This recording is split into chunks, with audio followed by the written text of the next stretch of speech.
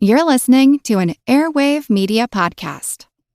Hey folks, welcome to a special episode of the Projection Booth. Today I'm talking to Steve Byrne, who is the entertainment editor and the head of the Freep Film Festival. It is time to talk about the Freep Film Festival, which runs from April 10th through April 14th here in Detroit, Michigan.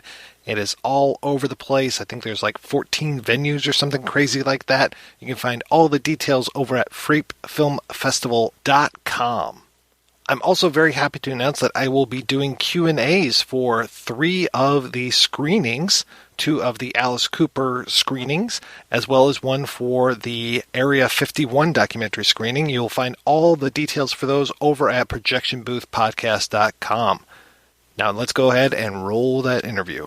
Steve, it is our annual time to talk about the Freep Film Festival, and I'm very curious, what is kind of the theme of this year's festival? It seems like every year you have some sort of theme that ties these films together. Yeah, we don't intentionally set out to create a theme. It seems like it tends to present itself in some ways. We're thematic in the sense that, 1, we're documentaries. 2, we always try to play up and embrace local angles and local filmmakers. So that is kind of the spine that runs through the festival. And then after that, that's where I'm talking about where themes tend to start presenting themselves. And if we have one this year, and I think one did, it's definitely music. Of course, Detroit is a great music town anyway, and we've always had a few music docs every year. This is the one where we have a whole bunch of them. Most prominently, Creem, Boy Howdy, the Story of Creem Magazine, I should say, is a movie about the great rock and roll magazine that was birthed in Detroit in the early 70s and kind of went on to battle Rolling Stone for a while. That's our opening night film. Michigan premiere. I just premiered at South by Southwest, I believe about 6 or 7 days ago. That's one of our centerpiece films without question, but we have a whole bunch of other music programming as well. A couple that jump to mind. There's 1,000 Thoughts, which essentially the way that works, there's a documentary filmmaker named Sam Green. He used to do kind of regular, kind of straightforward documentaries. He's actually Oscar nominated. In the past decade or so, he started creating these improvisational experiences that are built out of docs. And in the case of 1,000 Thoughts, it's about the great classical music quartet, the Kronos Quartet. And what will happen at the event, Sam will be live on stage, kind of mixing the footage live, and Kronos will be there, essentially providing the soundtrack to a movie about themselves. We also have films about Alice Cooper, Miles Davis, free jazz, musicals that were created, what the film calls them, industrial musicals, a movie called Bathtubs Over Broadway. The essential concept of these things was especially in the 60s, but also into the 70s, big companies like GM and Ford, American Standard would create these in-house musicals that were meant to both pep people up and then also in some cases provide sales momentum. And they would hire big Broadway performers and songwriters and create musicals about their own companies. And this guy who is a longtime writer for David Letterman becomes obsessed with the existence of these things and starts trying to track down recordings of them and also the people that performed in them. And it's an absolutely hilarious movie. So I think there's probably at least 1 or 2 more music docs, but that gives you a good sense. We've got a wide range of types of music that are represented, and music is filtered all the way through. See, when you said industrial musicals, I was thinking of the actual, God Gave 'Em Drum Machines, the story of Detroit techno. Yeah, well, there you go. There's one that I forgot. That's a rough cut screening, but a really cool documentary that's in the works about some of the techno greats from Detroit, particularly Derek May, Juan Atkins, and Kevin Saunderson. And the filmmakers have been working on this movie for a couple of years. It's pretty close to finished, but not quite done. So we're showing about 45 minutes of it, and they're going to talk about the process of putting it together and what they need to get it completed. We're super excited about that one. But back to industrial musicals and Bathtubs Over Broadway, I mean, there's literally footage in there of an American Standard, which is, of course, known for making bathrooms, with songs written about bathroom mirrors and sinks. It's truly bizarre. I found it absolutely hilarious as well. I actually had a guy come up to me when I was in New Jersey a couple weeks ago and tell me about this movie. He didn't know the name of it, but he was describing it all. So when I saw the listing on the Freep Film Festival website, I was like, oh my God, this is it. I have to see this movie. As a festival programmer, you never want to say, this is my favorite movie, but I would definitely describe that as one of the must-sees of the festival. I can't imagine anyone not finding it amusing at minimum, but it speaks to, like, I think people who probably listen to your podcast can relate. This guy just becomes absolutely obsessed with the idea of these things existing, and he's collecting the records, tracking the stars down, looking for video footage, which does exist in some cases, thankfully. And, it kind of takes over his life. And I think pop culture obsessives, whether it's comic books, movies, or whatever, his interest is just a tad more narrow than the most of us. And I think people will find it relatable in that sense if you have something that you've really latched onto. You also have some, I guess I would call them like retro screenings where you're showing Standing in the Shadows of Motown and This is Spinal Tap. Yeah, the idea there is, one of our festival venues is called the Redford Theater. It's a restored 1930s, maybe late 20s, forgive me if I get that wrong, theater in the heart of Detroit. It's done in this kind of faux/melded Asian style. And they're really known in Metro Detroit for being a home for classical films and classic films. And we like to book films that fit the venues we're in. So in the case of the Redford, we're bringing back, like you said, it's the 35th anniversary of Spinal Tap, so we're super excited about that. It's the 60th anniversary of Motown this year in Detroit. So Standing in the Shadows of Motown is the great documentary about the Funk Brothers who provided the backing music for so many Motown hits. They played for the Supremes, the Four Tops, the Temptations, Marvin Gaye, and oftentimes were uncredited. That movie is like 12 or 13 years old now. Forgive me if my math is off. So at the Redford, we have that. And we also are showing a couple of double features that we're tying to documentaries. It's the 60th anniversary of Anatomy of a Murder, another movie that was made in Michigan. And so there's a making of doc called Anatomy of Anatomy that we paired those two. We also have the movie Blue Collar, which is about some Detroit union workers, stars Harvey Keitel, Richard Pryor, and we had pairing that with a brand new documentary about Richard Pryor. So that's kind of our focus over at the Redford, is kind of bring older movies to the present. I was also happy to see the making of the Five Heartbeats paired with the Five Heartbeats film. The Five Heartbeats, I think, is, definitely falls under that category of cult classic.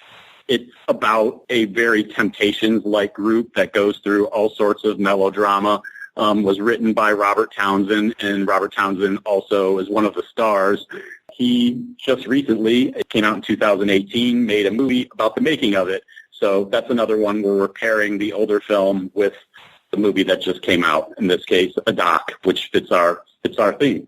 I am very curious as a film fan to see what she said, The Art of Pauline Kael, because I spoke to the filmmaker, Rob Garver, back in 2015 about his Kickstarter. So to see that that's actually come to fruition makes me very happy. Yeah, I'm sure you and almost anyone who listens to your podcast will really enjoy that one. It is the Michigan premiere of the film about, of course, perhaps one of the most influential film critic, if not the single most influential film critic ever. Really dives into kind of the psychology, what her personality was like, and, talks to the people that she reviewed positively and reviewed negatively, and, what power, I think in this day and age when there are just so many voices out there speaking about film, and in general, the mainstream voices, whether it's big magazines or newspapers or whatever, tend to be more muted. I think it's hard to remember like just how much impact a negative or positive Pauline Kael review might have had on the market. So any film fan needs to see that one, I would say. Last year when I was invited to come out to the festival, I hosted a Q&A of a movie about the Big House, which is Chrysler Arena, in case people aren't familiar here, which is where U of M plays its football games.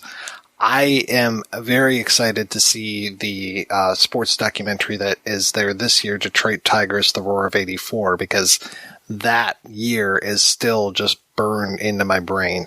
Mine as well. I am a lifetime Detroit Tigers fan and actually was, amazingly enough, at the fifth game of the World Series in 1984 when they won it. To anyone who remembers, Detroit got a little bit of a bad rap in the press for, overexcited, a little bit of overexcitement that turned into riots. I actually did run on the field and did my share of tearing up a little bit of the grass. I'm not necessarily proud of it, but it's there's photographic evidence of it, so I can't deny it. But yeah, so this Detroit Tigers movie, it's the 35th anniversary of that World Championship, and we're going to have some of the original members of that team at the screening, assuming that all works out. I would say right now it looks like it's about 99%. So it's an hour-long film that recaps how important that season was in Detroit, what indelible memories it created for people here, and we should have a great discussion afterward with a few members from the team. I'll keep their names quiet because I don't want to jinx anything, but that's looking good that that's going to happen. Who else do you have coming to the festival this year that you can announce? As of right now, we talked about the 5 heartbeats. I would put Robert Townsend also in that 99% that he's going to be here. He's committed. I don't think his plane ticket is bought yet. A movie that might be of interest to your listening audiences would be Bob Lazar, Area 51 and Flying Saucers. It's about the guy who essentially is credited with being the first employee to come out and talk about the existence of Area 51, which in the way Bob Lazar tells the story, the United States military had a crashed extraterrestrial vehicle, and he was one of the people that was put on the task of reverse engineering it. And so it was a really big deal when he came out in the late 80s and talked about that, and then he kind of went underground for a long time until this film, which just arrived late last year, came out. And Bob now works in the state of Michigan, and we're pretty sure we have managed to get him to come out after the Q&A for one of the 2 screenings we're doing. Here's a couple more people that we have planned in for the festival. There's a movie called Uppity, the Willie T. Ribbs story. He's about the first African-American to race in the Indy 500, and it looks like Mr. Ribbs is going to be attending. That's a world premiere film for us. A film called the Untitled Amazing Jonathan documentary. Just premiered at Sundance earlier this year. The Amazing Jonathan, for people who don't know, is this kind of like legendarily insane cross between a comic and a magician. This film is very much in his spirit that you kind of don't know exactly what's happening, but it comes at you really fast. Not a traditional biodoc by any stretch. The Amazing Jonathan is going to be in Detroit. So there's a couple other good ones I feel like people will probably draw people out, not just for the film, but the chance to see some people that star in the films. I would say about 90% of our films have some element of engagement after them. In most cases, filmmakers, whether it's directors or producers, are coming. And if that isn't happening, we usually try to bring somebody from the city who would be relatable to the film, either issues that spring out of it. They have particular expertise. So we really try to go beyond just that. Often you're at film festivals and you do see the 12 or 14-minute quick interview with the director and, how much did it cost to make the film? Why did you make the film? And it's kind of in and out because you really need to shuffle people through if you want to get that next thing up on the air. We tend to take a more extended approach. So we will have conversations after almost every film. I don't think I've mentioned, we're growing again this year. We've got about 100 events across the 5 days, including features and shorts, about 90 films. We have 6 different shorts programs.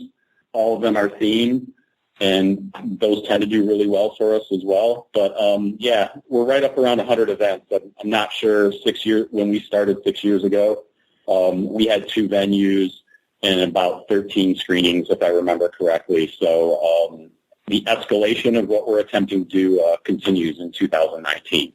Yeah, you're going to have to revisit that grid pretty soon. That is getting ridiculous. You've got so many venues this year.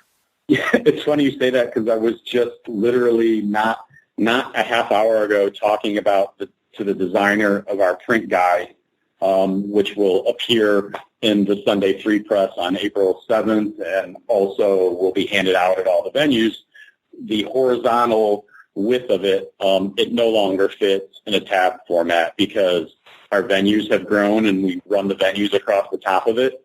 It will not fit in the traditional grid that we've used the last 5 years. So we're trying to figure out that design mess that we've created by growing. So you've hit on a real world issue for us. Is there anybody coming in for the Freaks and Geeks documentary? As of right now, it's going to be one of the producers. We are working to have some sort of Skype that would include some talent from the show. Allie Hodge is the lead producer on it, and so she will be in town.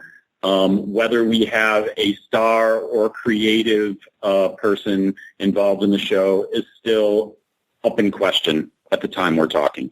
It looks like you're tackling some interesting political situations here, like the film Hail Satan, and then there's the one, what is it, Behind the Curve, about flat earthers?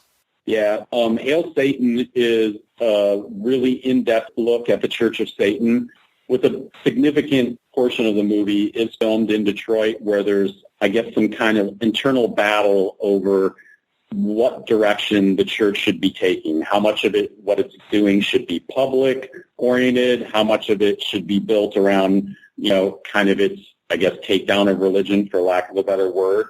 That's a movie that will probably raise a few eyebrows. It also just debuted at Sundance to really, really good reaction. One of the, I guess, main characters in the film is from Detroit. She is going to, her name is Jax, and she is going to be at the screening, at least one of the two screenings. I'm not 100% sure if she's going to be at both of them.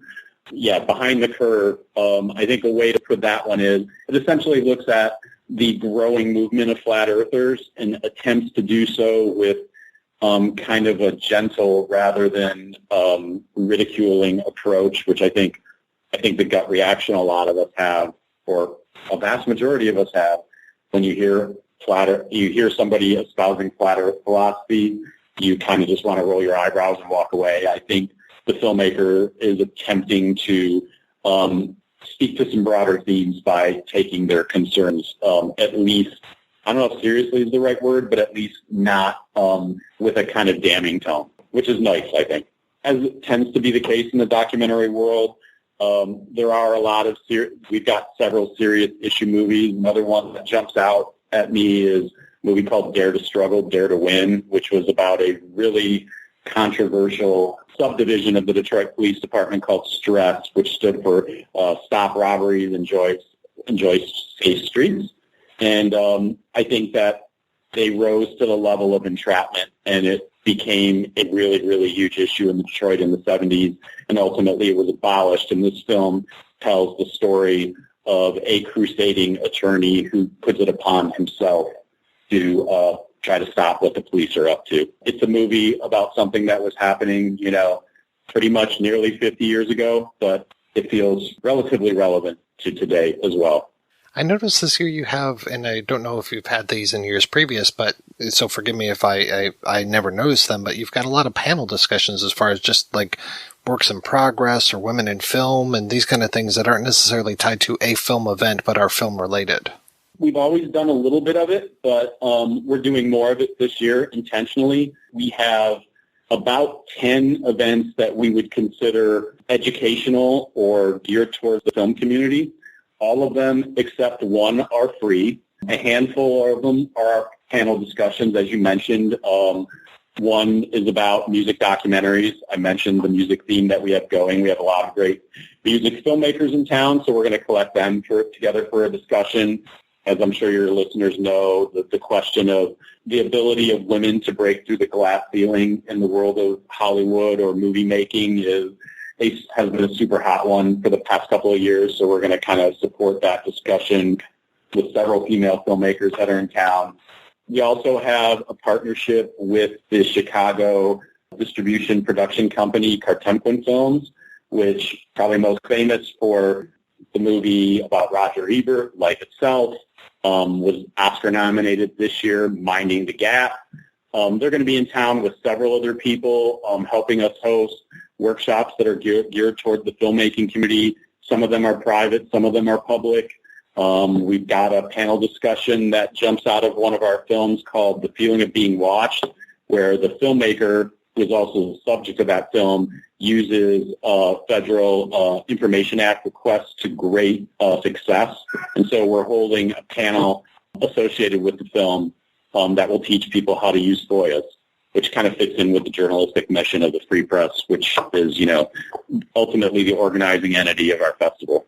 Well, I am really excited for this year's festival. You mentioned right off the top the idea of the Creem documentary. That sounds fantastic, and I really look forward to that. And it sounds like you have quite a gala planned for the premiere of that. It's a really exciting film. It's fast-paced. You really get a sense of the personalities that made Creem happen. You get a sense of the way it really influenced a lot of musicians. You have members of Pearl Jam, R.E.M., Alice Cooper, the Red Hot Chili Peppers, the Patti Smith Group, all talking about how important it was the first time they saw that magazine. I mean, in this case, we're bringing just about the whole filmmaking team into town. The director, Scott Crawford, the lead producer, J.J. Kramer, whose father was Barry Kramer, the founder of Creem. J.J. has a super intimate look. He's both in the film and helped produce it. Scott Crawford, your listeners might remember, he had a really great movie about the punk scene in Washington, D.C. in the late 70s and early 80s called Salad Days. So I think he is going to be on our panel about music docs. So he's an expert of what he does. We're going to have a few music-related guests at that film on opening night as well, but I probably, as we're waiting to make sure they're happening, I'm going to keep the lip zip on those. So how many years has the Freep Film Festival been going on now? This will be our sixth. I had somebody, and there's a very long-time person in the festival world who's done some advising for us, that, once you get past year 5, that means you're real in the festival world. So I took that as a compliment. It's always been, it's definitely an unusual thing for a newspaper to be attempting to put on a film festival.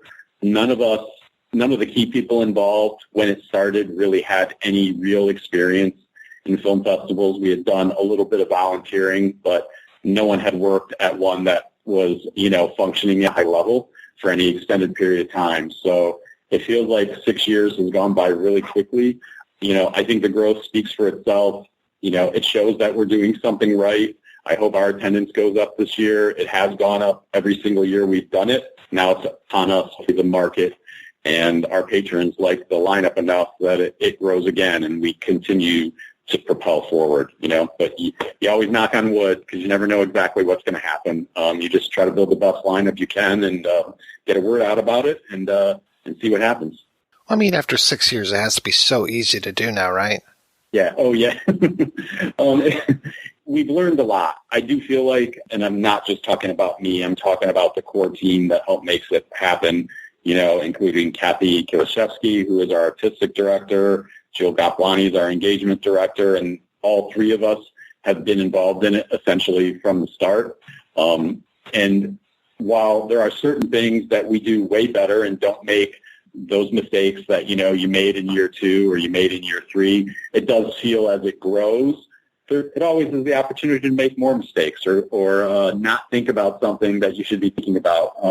You put out your share of fires when you're trying to, make 100 events happen in 5 days, and bringing filmmakers in from all over the country. And of course, they all want their film treated in the best possible way. So there's a lot of people management to putting on a festival, and you just hope that the people that come have a good experience in the end. That's really what it's about. It's not about what happens behind the scenes. It's what happens if you show up for a movie, sit down, enjoy the film, and then enjoy the, whatever happens after it and walk away going, all right, that was a top-notch experience. That's really what you have to hope happens. And I think we hit on a fairly high percentage with that. So the festival runs from April 10th to April 14th, and tickets are available, I imagine, through freepfilmfestival.com. Yeah, that's one big change for the festival this year, probably our biggest stretch moment. You asked about, does it get easier? In past, not to get too in the weeds, but all our ticket sales used to happen through our venue partners. And this is the first year that we are controlling all of our ticket sales, with the exception of opening night, which is a Live Nation co-sponsored event. So that's through Ticketmaster. But every other thing is through our own website for the first time. The big reason for doing that from the public-facing aspect is we've never had passes, because if individual venues are selling their own tickets, it becomes really hard to coordinate. So gaining control of that this year allows us to do festival passes for the first time. It's something we had a lot of people asking for, so we're glad we were able to make that change. And now we're navigating how the availability of passes affects the user experience, as they say. Well, Steve Byrne, thank you so much for your time. It is always a pleasure talking with you, sir. No, Mike, we've always appreciated your support and your interest in the festival. It means a lot. As you know, I'm a projection booth fan going a way back. Really appreciate the fact you'd spend some time with me.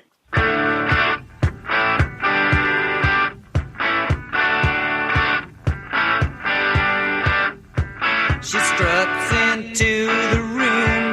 Well, I don't know her, but with a magnifying glance, I just sort of look her over. We have a drink or two, well, maybe three, and then suddenly she starts telling me her life story. She says, baby, if you wanna be my lover, you better take me home, 'cause it's a long, long way to paradise, and I'm still on my own.